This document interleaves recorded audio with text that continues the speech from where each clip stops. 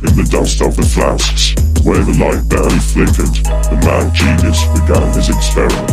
Dreamed of power, of eternal immortality, and created a monster, terrible, endless. He gave him a name, gave him life, but he lost control. He himself got into a crisis. Now his creation is a waking nightmare, and he himself runs, not